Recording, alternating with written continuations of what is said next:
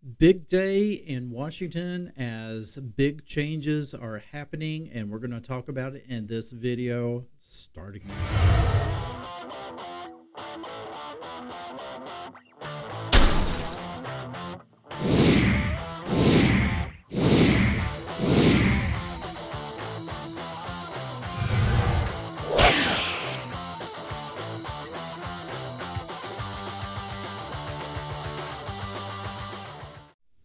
And welcome back to another video here on the Washington Football Maniacs channel. My name is Greg, and this channel is dedicated to the Washington Commanders. And if you're down with that, please make sure you have subscribed.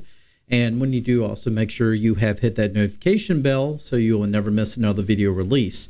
So as expected, Washington Commanders, Josh Harris, the controlling partner of the ownership group, has fired Ron Rivera.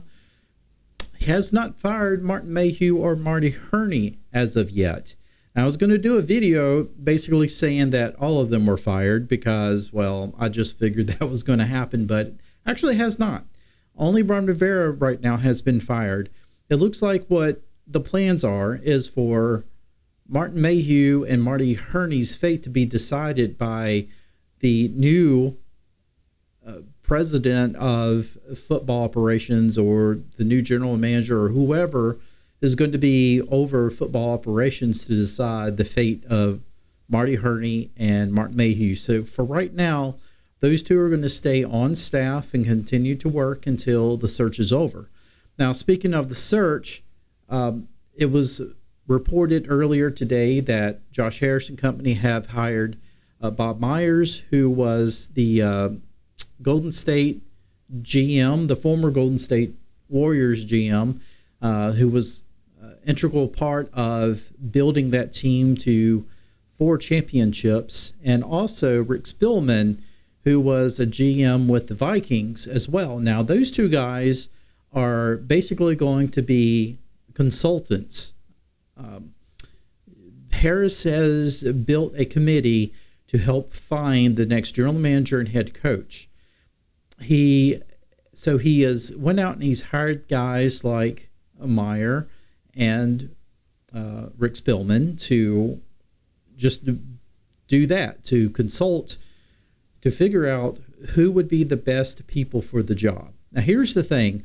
This is one thing that Harris said earlier today. He said that because that they want the best people for the job, they want the best for these jobs, that with head coach, usually you want to have the GM in place, you want to have the head of football operations in place and allow that person to hire the head coach. But considering the fact that you're kind of in a time crunch, right? Because there's so much to do. There's so much to do. I mean, you're looking at the combine, you're looking at deciding how you're going to approach the draft and free agency and all of that. And trust me, I mean, you got to prepare for stuff like that months in advance, and that's going to be here before you know it. You really need to have your coaching staff in place. And so he wants to have that coaching staff in place as soon as possible. So it may be where, he hires the coach first, but I think he would like to be able to have that general manager in place. Now, there's been reports that Adam Peters, who is the general manager right now with the San Francisco 49ers, has accepted an interview with the Commanders and is planning, I believe he's supposed to be interviewed possibly tomorrow or Wednesday. And it's possible that if Washington decides to hire him to be the president of football operations, which is the position that possibly San Francisco would try to elevate him to in order to try to keep him, Washington is deciding that, hey, we're just going to give you that position up front, and then you're going to be the one responsible for hiring a GM, then, well, that might be hard to pass up. And right now, I feel like that Washington could have the upper hand in this. And if we're able to land somebody like Adam Peters, that's going to be a big time for the Washington Commanders. I think Peters has, if I'm not mistaken, I read that he has been a part of 3 Super Bowl championships. So a lot of winning with his resume. And then certainly we're also looking at Ian Cunningham, GM from the Chicago Bears as well. So, I mean, Washington is throwing the big net out there. But speaking of interviews, of course, they have already requested interviews with Ben Johnson, head coach. They are looking at Mike McDonald, who is the Ravens defensive coordinator. They're looking at Raheem Morris. I don't know if that's just a Rooney Rule interview or if that's actually, if they're actually, wanting to interview him legitimately. I mean, I hate to say that, but you know how it is. I like Raheem. I really do. He has spent some time in the NFL as head coach. He wasn't really that successful, but players like him. He is very well respected, and he is a player's coach. So this could be something that possibly in his next stint as head coach, he can become even more successful. So that's something to look at. And then, of course, you have Eric Bieniemy. But here's the thing. A lot of players were being interviewed and asked questions about Eric Bieniemy. Not all positive. Not all positive indeed about Eric Bieniemy. So it really makes me feel like Bieniemy is probably the odd man out. I think he'll probably get an interview, but I really feel like Bieniemy is not going to be in Washington next year. I don't think he's going to be head coach material in Washington. I do think he deserves to be in head coach, and maybe you're going to see teams like Atlanta reach out to Eric Bieniemy. Possibly a great opportunity for Eric Bieniemy to go there. There's going to be some other head coaching positions, certainly. You got the Raiders who need to fill a head coaching position if they don't offer it to Antonio Pierce. Of course, you got the Panthers head coaching vacancy as well. So there are some options for Eric Bieniemy. So he needs to really get up there and, have a good interview. And maybe if he can interview really well with Washington, that can speak volumes for other places that he'll go and interview with. But honestly, if you have some of these players who are coming out and saying, yeah, we had some ups and downs with Bieniemy, things could probably improve and things like that, doesn't speak volumes. You have Cosme who comes out and says, I wish we would have ran the football a lot more. That's what we needed to do. And I've been saying that all season long. Why didn't the Commanders run the football more than what they did? And it seemed like the players were wanting that just as much, and Bieniemy just refused to do it. So who knows? Who knows? Other than that, folks, it's just that it's been a busy day. I'm looking to try to find an exhaustive list. I've seen it earlier of everybody that the Commanders plan to bring in to interview, because honestly, there's quite a few people. It looks like that they are also going to look at interviewing Jim Harbaugh. I think Aaron Glenn is on the list of being interviewed as well. I haven't seen anything as far as like Bobby Slowick. I don't think that he has been a name that's been brought up yet.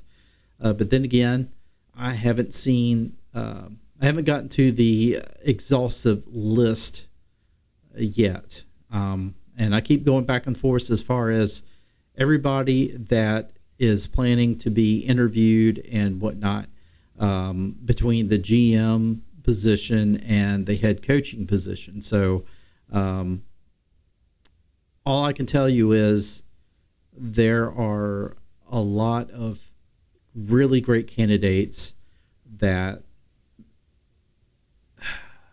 and it's not Mike McDaniel. If I've been saying Mike McDaniel, it's Mike McDonald. So forgive me. It's Mike McDonald that is going to be coming in interviewing. Not Mike McDaniel. I'd love for him to come in and interview, but I don't think the Dolphins are going to give him up anytime soon. But anyway, there you are, folks. of course, I can't seem to find it here. I would tell you that these are the things that I talked about my live stream a little bit earlier. Josh Harris is coming out and he's doing this the right way. He is being very quick and making the move because he said, we got to move rapidly, but we got to be thorough. So it makes me kind of wonder, though, as far as like the general manager position, or if this is going to be head of football operations. Is he looking for head of football operations first? I would assume that that's probably what he's looking at first and foremost, because he would like to have that position filled before anything else. And so if you are looking at somebody like Adam Peters to fill that position, then, getting him in tomorrow and possibly offering him that job before he leaves, that would be fantastic, knowing that you could have that position hired. Now, are there any other candidates out there for that particular position that you really want? I mean, I'm sure there might be, but I've heard about a lot of, candidates for the general manager position, not necessarily, head or president of football operations. So if they do offer that position to Adam Peters, you're still looking at trying to hire a general manager as well. And so is that going to be the first task of Adam Peters? I would probably assume that it'd be along with Adam Peters and this committee that Josh Harris has formed with some of these other guys that he's brought in to really help to find that next general manager. But I think that could definitely open up an opportunity for another top candidate to come in and really bring in somebody awesome for that position. But of course, when it comes to head coach, I mean, these guys are going to have the pick of the litter. And certainly, I really feel like, I know that this is going to be a homer type of comment, but I really feel like that Washington is probably the best destination that these guys can go to, because there's so much that the Commanders are going to be offering. I mean, you got the second overall pick in the draft. You got about, $90 million of cap space. You're going to be able to spend in free agency. You're going to be able to have a lot. I mean, you got like 3 or 4 picks within the top 100 of the draft. So you're going to be able to fill a lot of positions there in this offseason. And I mean, it's just an opportunity of a lot of top-notch people wanting to come and work for somebody like Josh Harris. And I really feel like he's doing this the right way.